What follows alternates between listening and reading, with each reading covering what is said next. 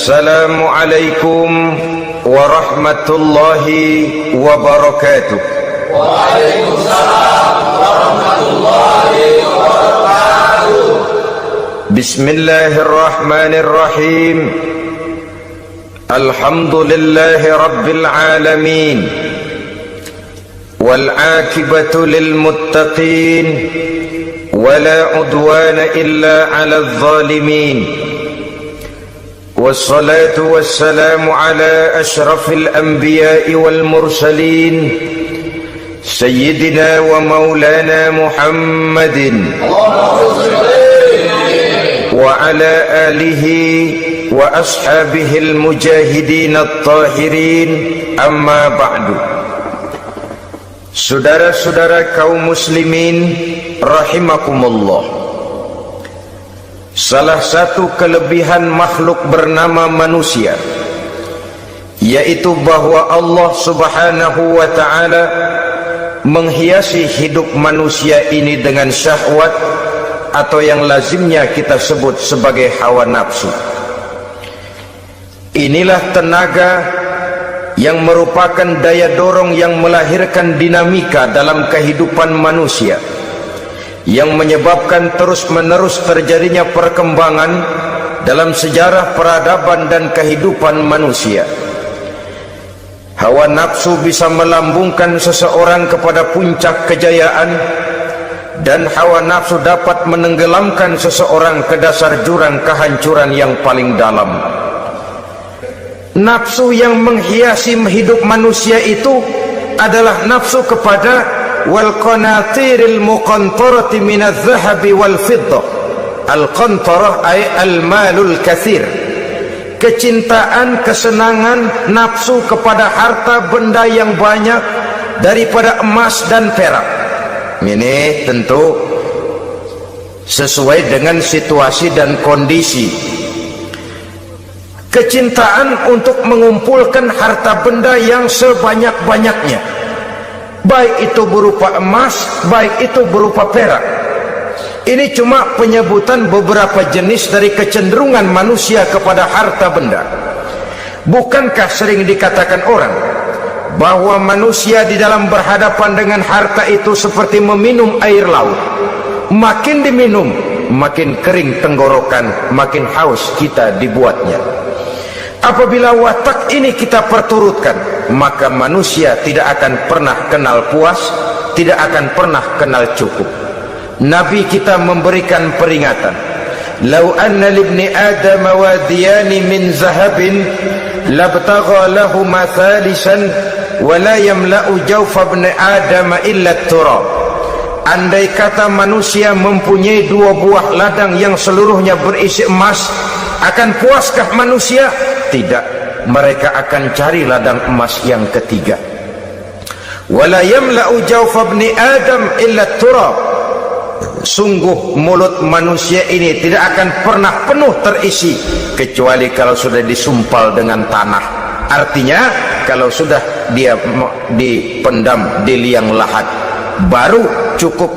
Tetapi sepanjang dia masih bergerak, masih hidup dan bernyawa, masih bisa berusaha dan berbuat, dia tidak akan pernah mengenal puas. Ini akan mendorong manusia terjebak kepada menghalalkan segala cara untuk mencapai tujuan. Yang penting kaya, kan begitu, dan cepat. Sebab sekarang orang sering motong kompas. Yang penting kan cepat kaya. Soal cara, kalau jujur aja mah sampai kapan mau kaya? Perkara itu renten, bukan soal. Perkara itu judi, tidak jadi masalah.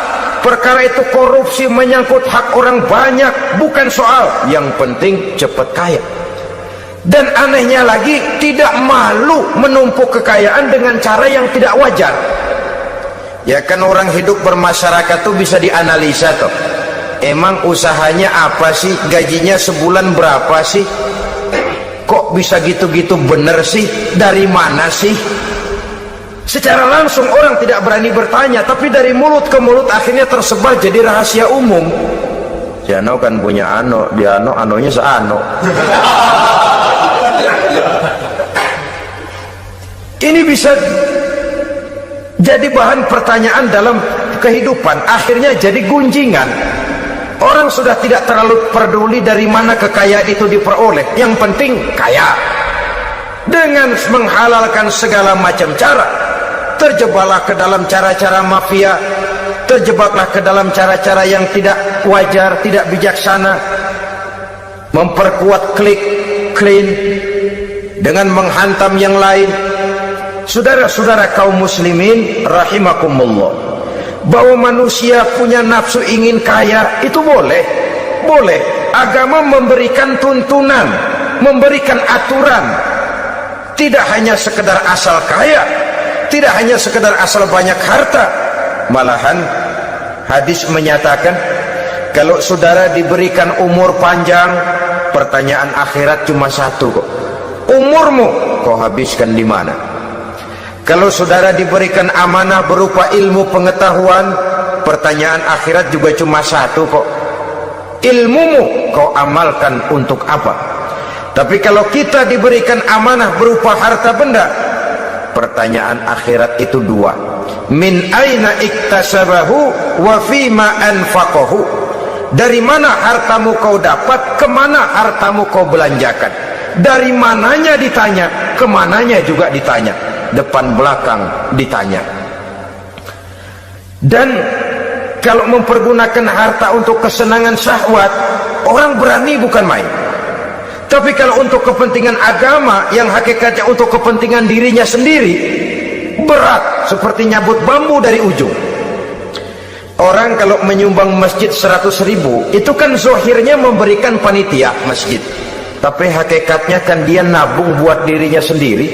Seolah-olah dia cuma berkata, Pak, tolong saya titip 100.000, ini untuk kepentingan saya di akhirat nanti. Silakan uangnya mau dibelikan semen, pasir, kaca, pintu, jendela, silakan. Saya cuma titip, ini untuk saya di akhirat nanti. 100.000 Pak. Zohirnya dia memberikan kepada panitia masjid, madrasah, pesantren, yatim piatu. Hakikatnya dia nabung buat dirinya sendiri di akhirat. Malah tabungan ini bukan SDSB namanya, SDBS. Sumbangan dana berhadiah surga, itu SDBS namanya. Sekarang orang mengejar SDSB, lalu berat mengejar SDBS, sumbangan dana yang berhadiah surga langsung dari Allah subhanahu wa ta'ala. Coba kalau dia main golf, sewa lapangan golf itu 400-500 ribu sebulan, paling 4-5 kali main. Beli stick golfnya saja sampai jutaan. Datang panitia pembangunan masjid 100.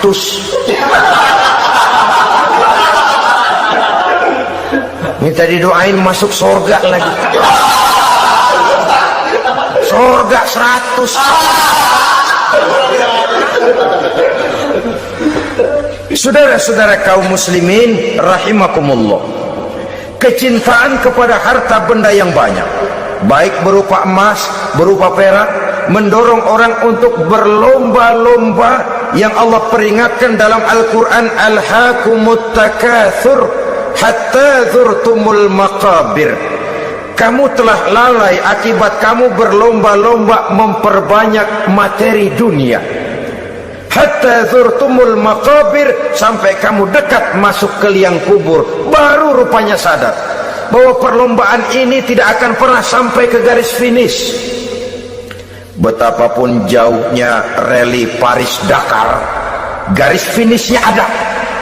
Betapapun hebatnya medan yang ditempuh, buasnya gurun pasir Afrika, garis finishnya pasti ada.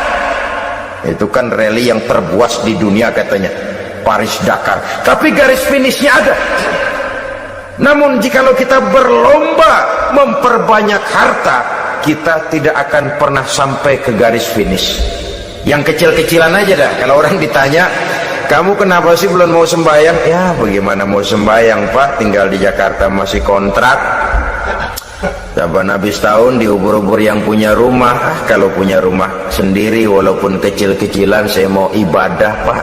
Ya, diberikan rezeki oleh Allah, bisa bikin rumah walaupun kecil-kecilan, belum juga mau sembahyang. Kok belum juga sembahyang? Iya Pak, rumah emang udah punya sendiri, cuman kecil Pak. Atasnya atap, kalau hujan aja bocor. Kalau bisa bikin rumah yang permanen Pak, tenang, saya ibadah, sembahyang saya rajin. Iyalah, diberikan rezeki bisa bikin rumah permanen, bagus rumahnya. Lain lagi, iya, serumah sudah permanen, tembok, ubin, cuman isinya belum ada Pak, perabotannya. Duh. Kalau punya peralatan rumah tangga yang memadai, tenang, saya ibadah. Diberikan juga rezeki bisa beli perabotan rumah tangga yang lumayan. Di atas tekelnya sudah pakai karpet, mebelnya spaghetti, tempat tidurnya alga spring bed dan low pillow, ada kulkas, ada TV, di sebelah TV ada kunci mobil, kuncinya mobilnya.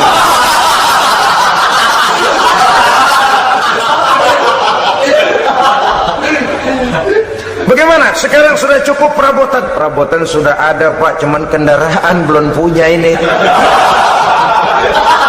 Kemana-mana masih ngukur jalanan aja. Kalau punya kendaraan enak, kemana-mana cepet Pak, mau ke masjid juga getap dah, rajin. Diberikan rezeki bisa beli kendaraan, lain lagi nanti. Sudah punya sepeda, pengen punya motor, kepengen punya mobil, kepengen punya pesawat terbang, pengen punya kapal induk. Sudah punya kebun, pengen beli sawah, sudah punya sawah, pengen punya gunung, sudah punya gunung, laut diborong. Perlombaan materi tidak akan pernah membawa kita ke garis finish, karena sifatnya sangat abstrak, bahkan akan mendorong kita seperti gurita, cenderung kepada penyakit tamak bin rakus alias serakah. Dengan demikian saudara-saudara, bahwa kecintaan kepada harta merupakan nafsu, dan nafsu itu adalah perhiasan, dia bisa menjadi daya dorong positif. Kalau dalam upaya memperoleh harta itu kita tidak akan keluar dari tujuan keridhaan Allah. Saya cari nafkah tapi yang Allah ridho, saya ingin kaya tapi dengan cara yang Allah ridho. Ini kunci yang akan menyelamatkan kita manusia dari perangkap menghalalkan segala cara. Ini yang ketiga. Yang keempat, dihiasi manusia itu dengan nafsu kepada wal khailil musawwamah, kuda yang bagus, kendaraan yang bagus, kuda yang terpelihara. Al-musawwamah ada yang mentafsirkan ar-ra'iyah. Ar-ra'iyah itu yang digembalai, binatang ternak, kuda yang digembalai atau kuda yang diikat. Artinya kalau dulu kan yang namanya tuan-tuan tanah itu baru dibilang bejeger kalau kemana-mana naik kuda. Jet set zaman dulu itu udah kelompok jet set, itu kendaraan. Kalau sekarang baby benda, dulu mah kuda band.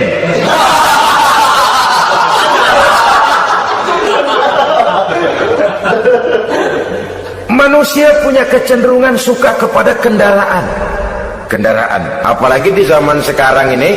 Wah, iklan-iklan itu kan sangat menggoda kita, melayani segala macam bentuk penjualan.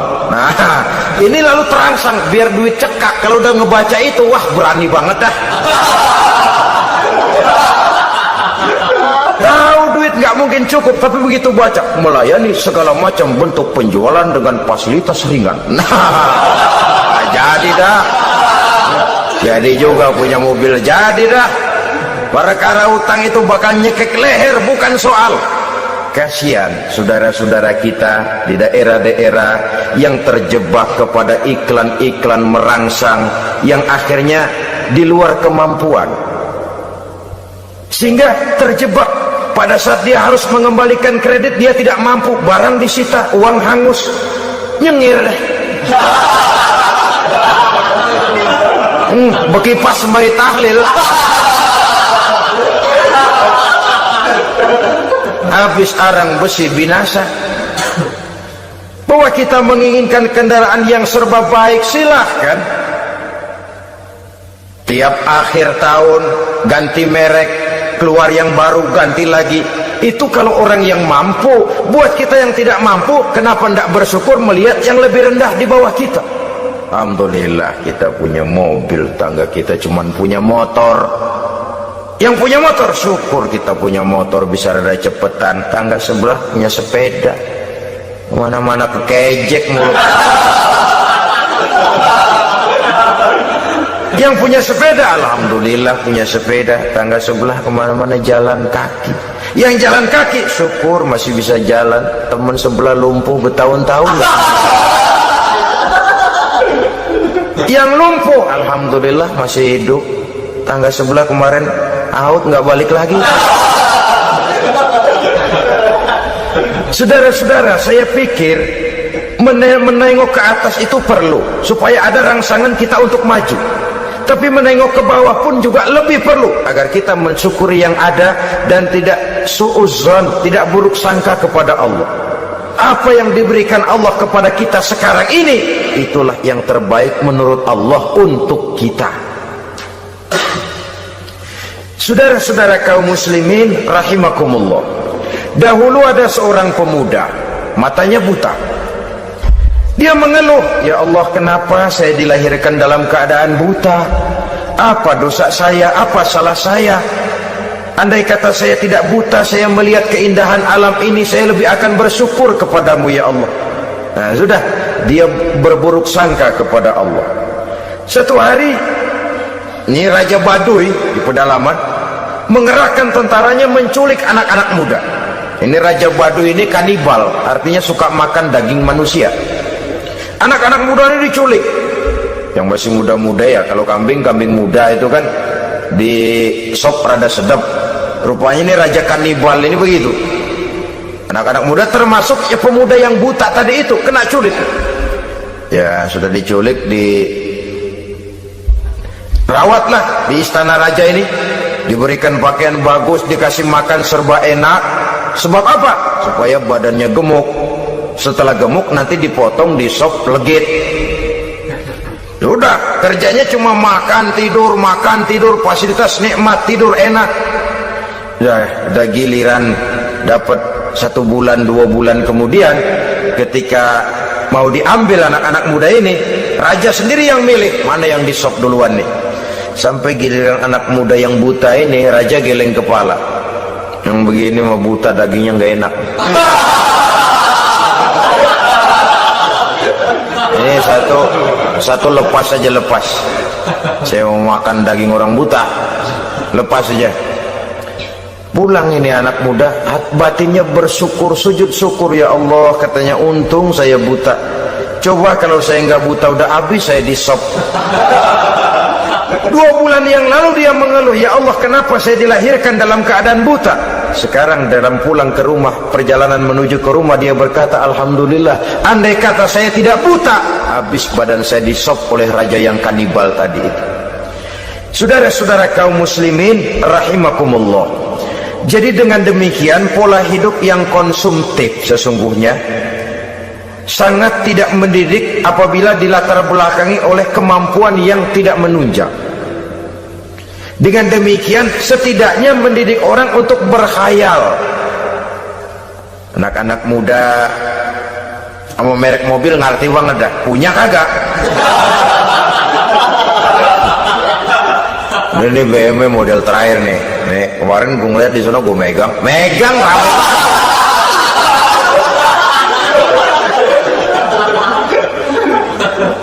Tulul amal ini kalau tidak diimbangi dengan saluran yang positif, dia akan terjebak kepada penyakit tulul amal, panjang angan-angan. Baiklah ya, wal khailil musawwamah.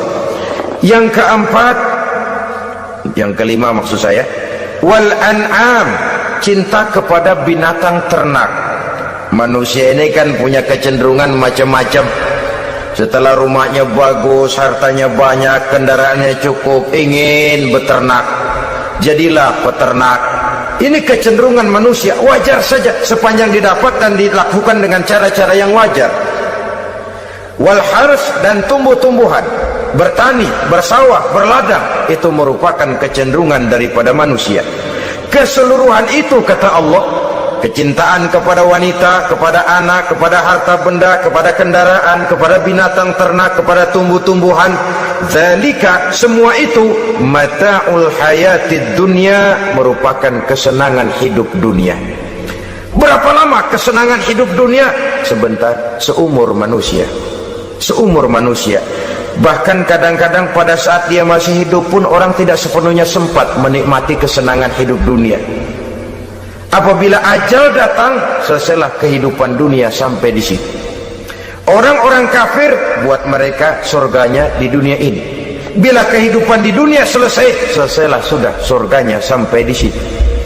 Kesemua itu, kata Allah, merupakan kesenangan daripada kehidupan di dunia. Wallahu indahu husnul ma'ab, dan Allah mempunyai tempat kembali yang sangat baik. Nah, setelah Allah menjelaskan semua itu, pada ayat yang ke-15 Allah memberikan jalan keluarnya. Memperturutkan nafsu kepada wanita, anak-anak, harta benda, kendaraan, binatang ternak. Bijaksanakah itu? Dalam ayat ke-15 surah Ali Imran ini Allah memberikan penjelasan tuntas. Qul a'unabbi'ukum bi khairim min zalikum. Katakan kepada mereka Muhammad, maukah kamu aku beri kabar yang lebih baik dari semua itu? Lebih baik daripada kesenanganmu kepada wanita, kepada anak-anak, kepada harta benda, kepada kendaraan dan sebagainya. Mau kamu aku beritahu yang lebih baik daripada semua itu? Jawaban tentu mau. Kalimatnya bukan ukhbirukum, a'unabbi'ukum. An-naba itu berita yang besar. Lain dengan al-khabar, itu berita biasa saja. An-naba, sehingga pembawa berita disebut nabi. Dari naba yanbi, pembawa berita yang benar. A'unabbi'ukum, maukah aku tunjukkan kepada satu berita yang benar-benar besar dan benar-benar lebih baik dari yang semua disebutkan tadi. Apa jalan keluarnya? Lillazina taqaw 'inda rabbihim jannatun tajri min tahtihal anhar. Bagi orang-orang yang bertakwa kepada Allah, mereka akan mendapatkan surga yang di bawahnya mengalir sungai. Khalidina fiha, mereka akan kekal di dalamnya. Wa azwajun mutahharah, dan mereka mendapat istri-istri yang suci. Waridwanum minallah, dan keridhaan daripada Allah subhanahu wa ta'ala. Kalau kamu hai orang-orang yang beriman, kalau kamu hai manusia menyangka bahwa nafsu kepada wanita, anak-anak, mengumpulkan harta benda, kendaraan yang menarik, binatang ternak dan tumbuh-tumbuhan itulah yang lebih baik untuk kesenangan dunia, memang itu kesenangan dunia. Tapi nih, seolah-olah kata Allah, nih saya kasih tahu kamu, aku beritahu yang lebih baik dari semua itu. Apa?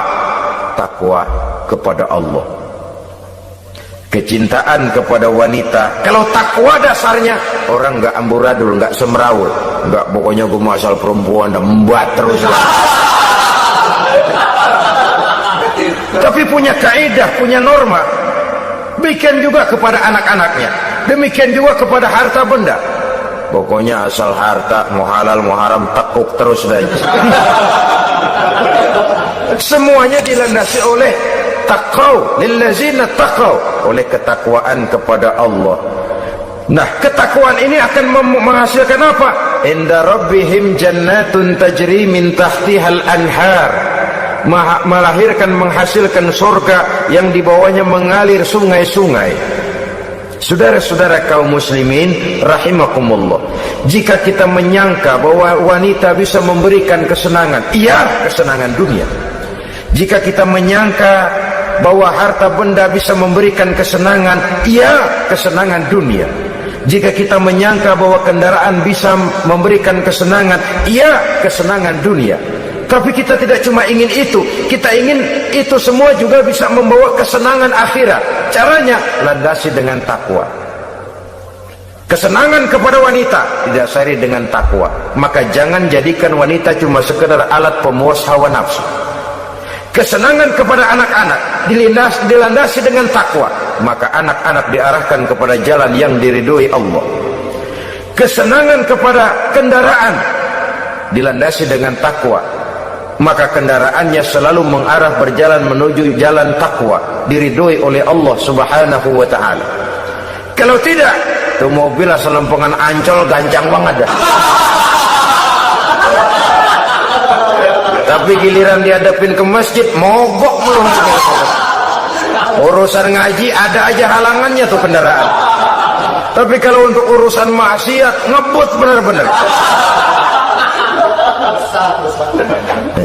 Dilandasi dengan ketakwaan, sehingga dengan demikian tidak hanya sekedar surga di dunia ini, tapi lebih-lebih di surga di akhirat nanti.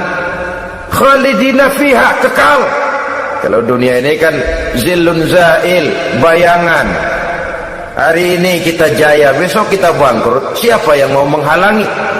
Hari ini kita melambung, besok kita nyungsep. Siapa yang bisa menarik? Tidak kekal, berubah, temporer, relatif.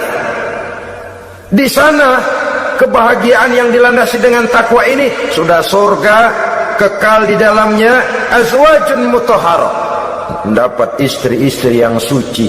Suci dalam arti belum pernah dijamah orang lain, suci dalam arti tidak pernah terkena halangan seperti men misalnya, baik menstruasi atau mencret, itu tidak.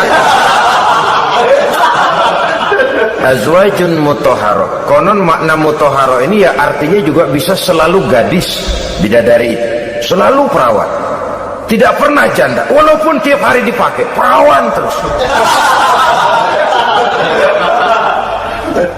Dan yang lebih penting, waridwanum minallah, mendapat ridho dari Allah Subhanahu wa taala.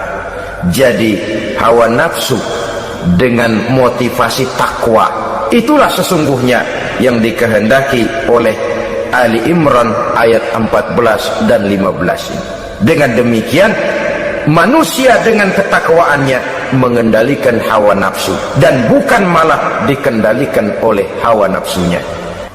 Pada surah Ali Imran ayat 14, Allah Subhanahu wa taala berfirman, A'udzu billahi minasy syaithanir rajim.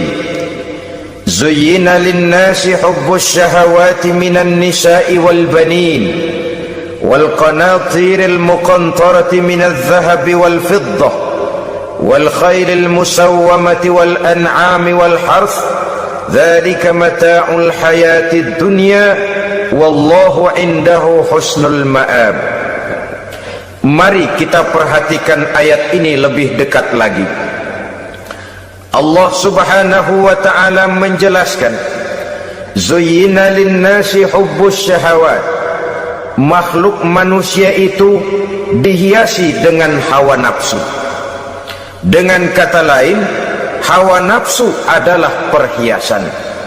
Manusia tanpa hawa nafsu sama saja dengan orang yang tidak berhias, monoton, tidak mempunyai perkembangan dalam gerak kehidupannya. Tetapi kalau hawa nafsu adalah perhiasan, maka jika kita berbicara soal perhiasan, ada dua hal yang harus menjadi catatan pokok. Pertama, kapan satu perhiasan boleh kita pakai? Yang kedua, di mana perhiasan itu harus kita pakai? Kalau saudara berdandan rapi, pakai sepatu dengan kaos kaki, celana, jas, pakai dasi segala macam, tapi itu saudara lakukan pada saat saudara akan pergi ke WC, maka saudara sudah memakai perhiasan tidak pada waktu yang tepat. Begitupun sebaliknya, kalau jam tangan saudara pakai di kaki, kopiah saudara pasang di kaki, lalu sepatu naik ke atas jidat, maka saudara memakai perhiasan tidak pada tempatnya yang tepat. Demikian juga sifat yang bernama nafsu. Kapan dia boleh diperturutkan, di mana dia boleh disalurkan, adalah tugas daripada agama untuk mengatur syahwat atau hawa nafsu. Lihatlah kehidupan malaikat.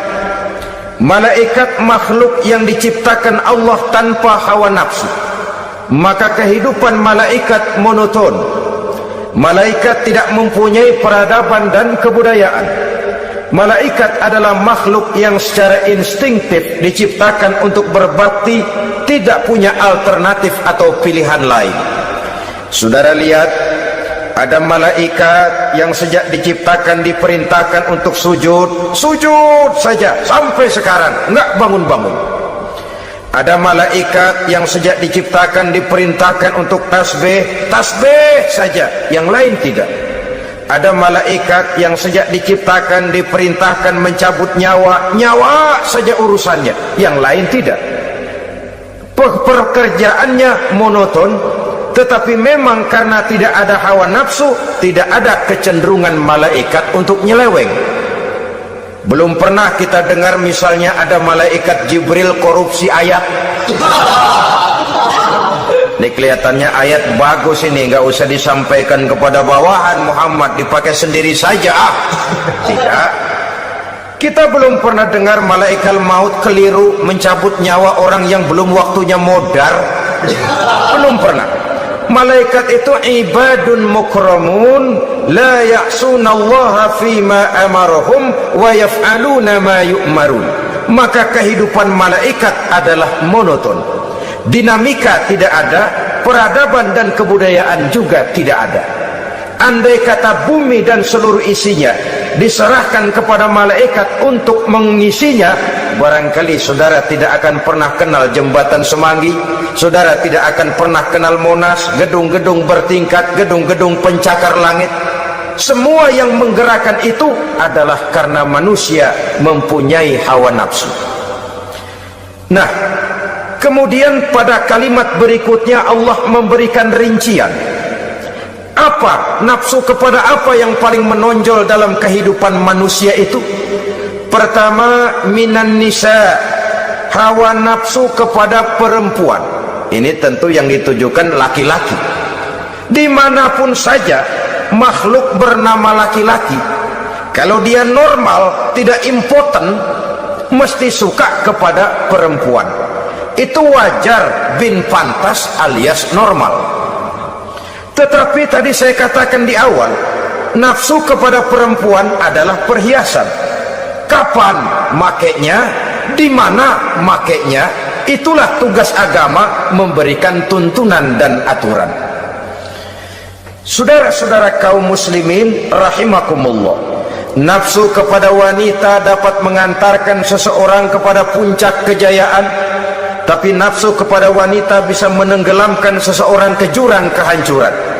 Bergantung kepada latar belakang apa yang mendorong timbulnya syahwat tadi. Dengan kata lain, motivasi syahwat tadi digerakkan oleh iman dan ketakwaan, atau semata-mata karena memang syahwat yang merupakan kendaraan iblis. Penyelewengan pertama yang terjadi dalam sejarah kehidupan manusia adalah penyelewengan yang dilakukan oleh Nabi Adam alaihi salam pada saat ia memetik buah khuldi. Kenapa itu dilakukan oleh Nabi Adam? Karena terdorong oleh rasa sayang dan cinta kepada istrinya Hawa. Sebenarnya Hawa lah yang merajuk, Siti Hawa lah yang membujuk, dan Nabi Adam oleh karena syahwatnya kepada istrinya memperturutkan bujukan Siti Hawa itu. Peristiwa Nabi Adam ribuan tahun yang lalu akan terus relevan sampai ke zaman kita sekarang ini. Berapa banyak orang-orang yang karena terlalu ingin menyenangkan istrinya, lalu tidak segan-segan melakukan perbuatan-perbuatan yang menyimpang, baik itu merugikan orang lain, merugikan masyarakat, bahkan merugikan bangsa dan negaranya.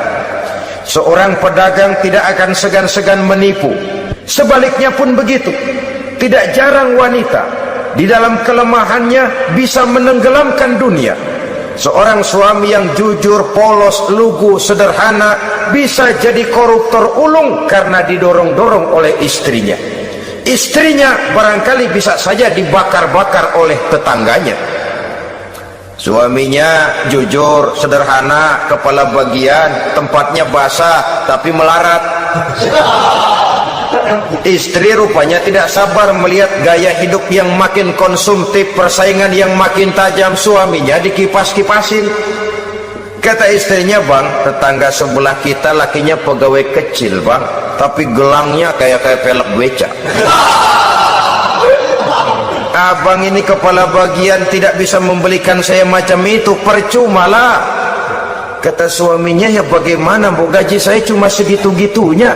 Ya namanya kepala bagian, apaan, kayak sahabat dulu.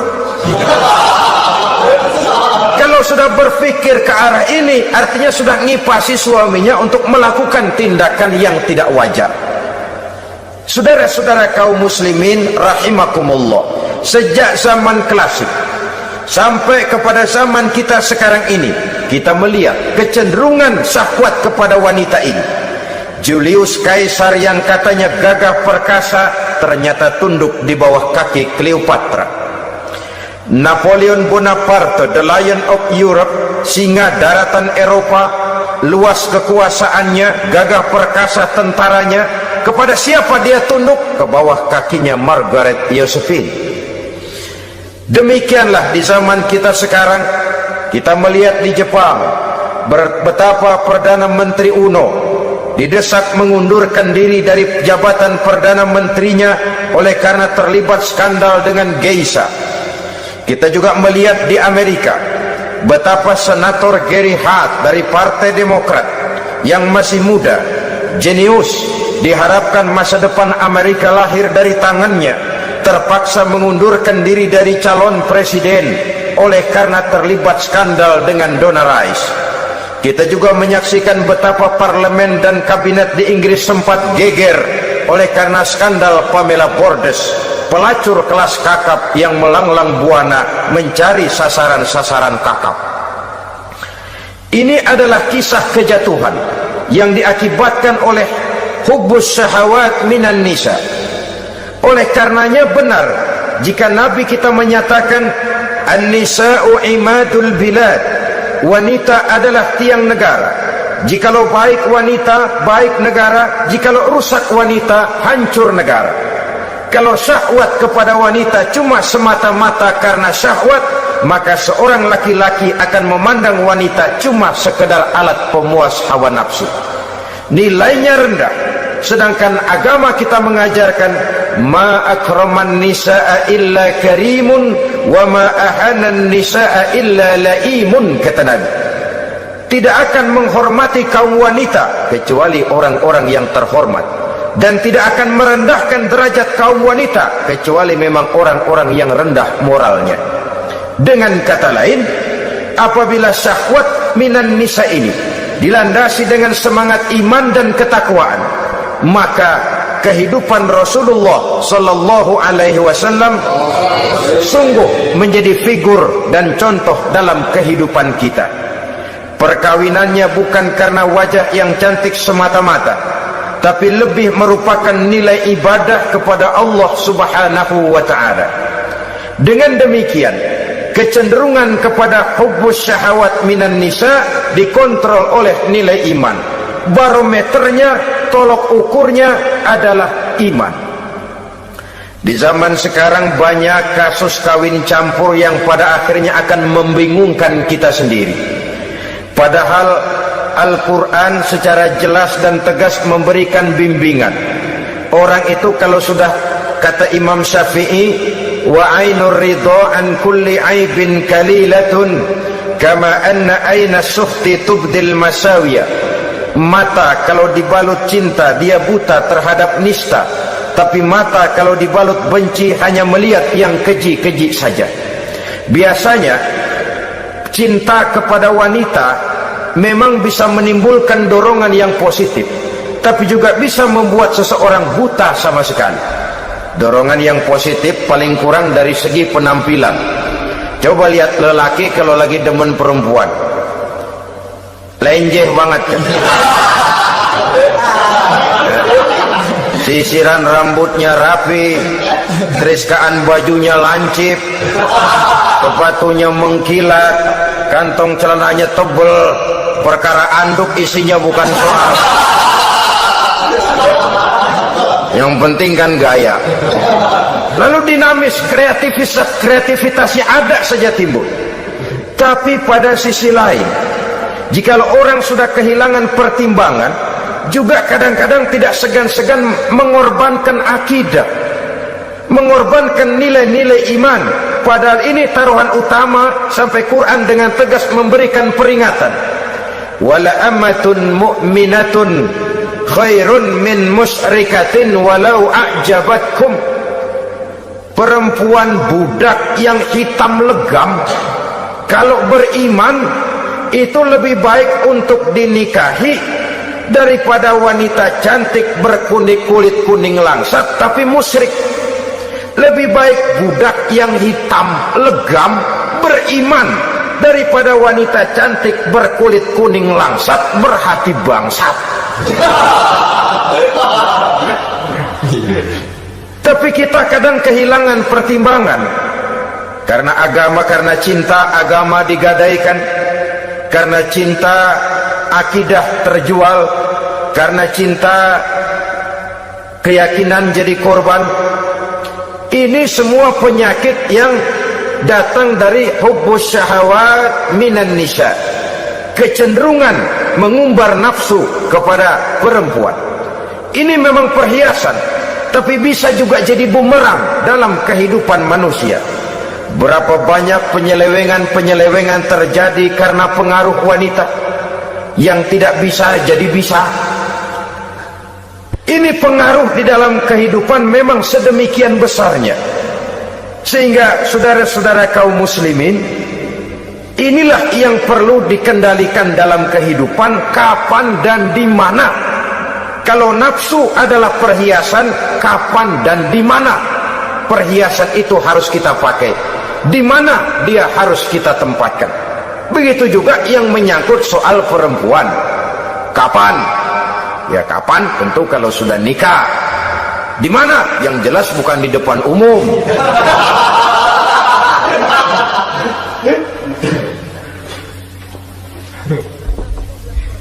Ini nafsu yang pertama, minan nisa. Yang kedua, wal banin. Dihiasi juga manusia dengan kecintaan kepada banin. Makna banin di sini al aulad, anak-anak laki. Kenapa disebut banin, anak-anak laki? Karena pertama, sering anak laki itu lebih jadi kebanggaan buat orang tuanya ketimbang anak perempuan. Sebabnya apa? Pertama, faktor nasab, silsilah lebih kuat kepada laki-laki ketimbang perempuan. Yang kedua, faktor cita-cita. Orang tua kalau punya anak laki-laki, cita-citanya panjang.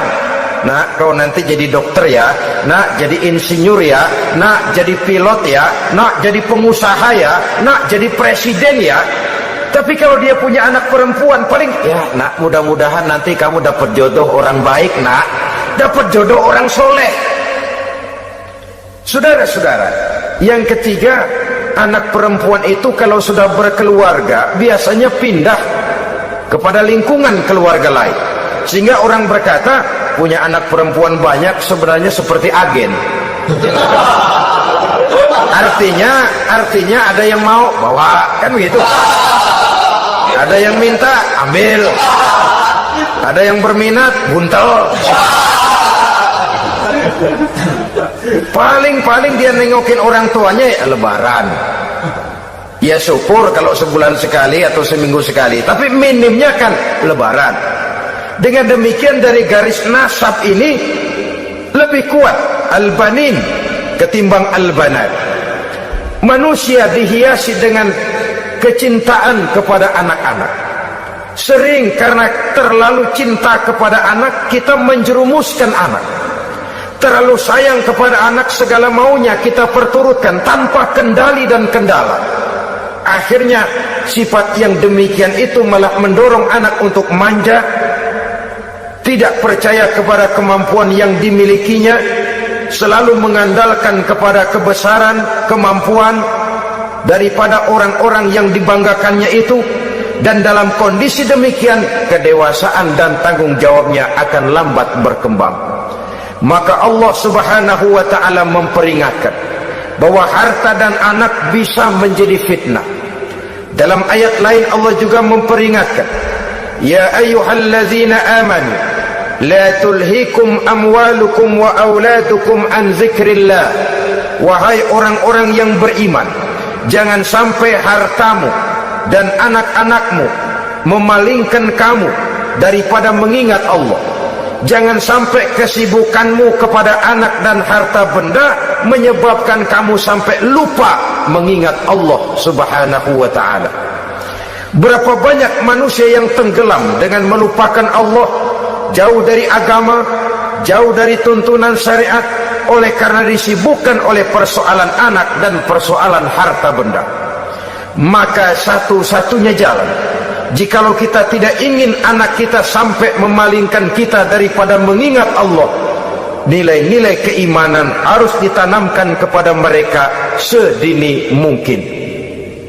Dengan bekal ini, maka mereka, anak-anak kita, insya Allah tidak akan membuat kita orang-orang tua ini berpaling daripada mengingat Allah, berpaling daripada kehidupan beragama. Memang karena anaklah kita orang tua peras keringat banting tulang, pergi pagi pulang sore cari nafkah. Karena anaklah kita orang tua kepala jadi kaki, kaki jadi kepala. Asal mereka bisa menikmati hari depan yang lebih baik dari yang kita nikmati sekarang ini. Tapi berapa banyak juga orang-orang tua yang tidak sadar akan amanah berupa anak ini. Mereka lalai, mereka bersikap masa bodoh, padahal tidak akan ada yang tidak dipertanggungjawabkan di hadapan Allah Subhanahu wa ta'ala. Orang tua bisa mendapat pensiunan pahala kalau anaknya tumbuh menjadi anak yang soleh. Tetapi orang tua pun bisa saja masuk neraka karena anaknya menjadi anak yang kurang ajar dan orang tuanya sama sekali tidak pernah memberikan pendidikan yang sebagaimana mestinya. Saudara-saudara kaum muslimin rahimakumullah, kita tentu berharap memperoleh pensiunan pahala dan bukan mendapat tambahan dosa dari kekurang ajaran anak-anak kita akibat kita sebagai orang tuanya tidak pernah mau mendidik mereka. Dalam hadis ada diriwayatkan, ada anak kurang ajar, sembahyang tidak, puasa ibadah tidak, kenal Allah tidak, beriman pun tidak, dosa kelewat banyak, kejahatan berkarat.